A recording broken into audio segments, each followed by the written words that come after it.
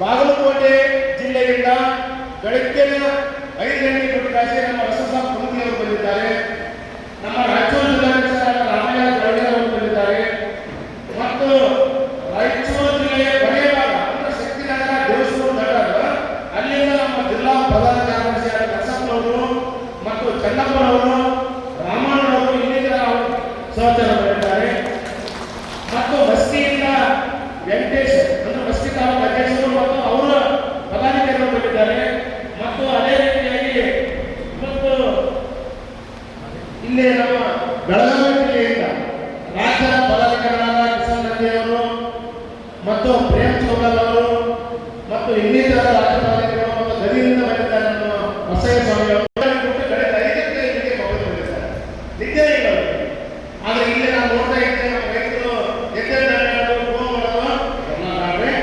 ಇನ್ನ ನಮ್ಮ ಸಮಸ್ಯೆ ಐತೆ ಇಲ್ಲ ಸಮಸ್ಯೆ ಇದೆ. ಸಮಸ್ಯೆ ಇದ್ದರೆ ಗಟ್ಟಿತರ ತೋರಿಸೋದು ಅದರಲ್ಲಿ ಶಿಸ್ತಿನಲ್ಲಿ ತೋರಿಸೋದು. ಯಾಕಂದ್ರೆ ಇಲ್ಲಿ ನಿನ್ನೆ ಈಗ ಗಂಗಾವತಿಯಿಂದ ಭೀಮನಗೌಡರು ಬಂದಿದ್ರು ಇಲ್ಲಿಗೆ ಪ್ರೆಸ್ ಮೀಟ್ ಮಾಡಕ. ವೀರಶೆಟ್ಟನವರು ಬಂದಿದ್ರು. ಕಾರಟಗಿಂದ ಭೀಮನಗೌಡರು ಬಂದಿದ್ರು. ಸಿಂಧನೂರಿನಿಂದ ಸಿಂಧನೂರು ತಾಲೂಕು ಅಧ್ಯಕ್ಷರು ನಾಗಪ್ಪ ಅವರು ಬಂದಿದ್ರು. ಈ ತರನಾಗಿ ನಿನ್ನೆಲ್ಲ ಬಂದು ಎಲ್ಲ ವ್ಯವಸ್ಥೆಯನ್ನು ಮಾಡಿ ಇದು ಮಾಡಿದ್ದಾರೆ. ಅದೇ ಗೆಳೆಯರ ಜೊತೆಯಲ್ಲಿ ಬೆಳಗಾವಿ ಬಂದಿದ್ರು, ಸಿಂಧನೂರಿಗೆ ಬಂದಿದ್ರು.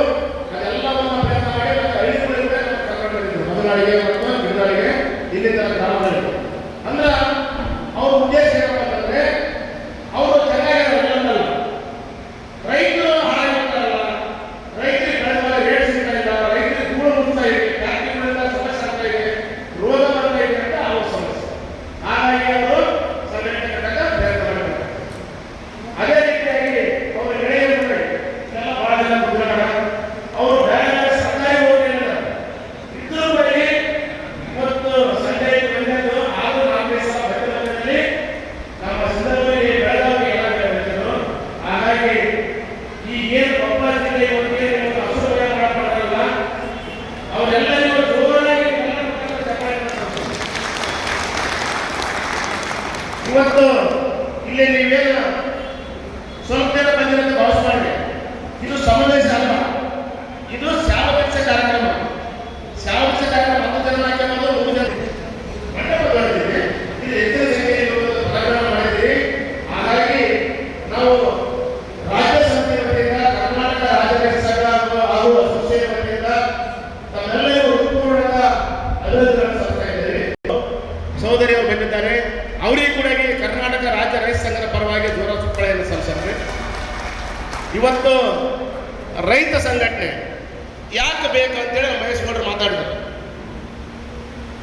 ಉದಾಹರಣೆಗೆ ನಾನು ಭಾವಿಸ್ತಾ ಇಲ್ಲಿ ಯಾರ ಮನೆಯಲ್ಲಿ ಸಾಲ ಇಲ್ಲ, ಯಾರೋ ಬ್ಯಾಂಕ್ನಲ್ಲಿ ಸಾಲ ಮಾಡಿಲ್ಲ ಅಂತ ನಾನು ಭಾವಿಸ್ತೀನಿ. ಹೌದನ್ರಿ? ಸಾಲ ಮಾಡಿರ? ಸಾಲ ಇದೆ. ಅದೇ ರೀತಿಯಾಗಿ ಇಲ್ಲಿ ಕೊಪ್ಪಳ ಸುತ್ತಮುತ್ತ 25 ಹಳ್ಳಿಗಳು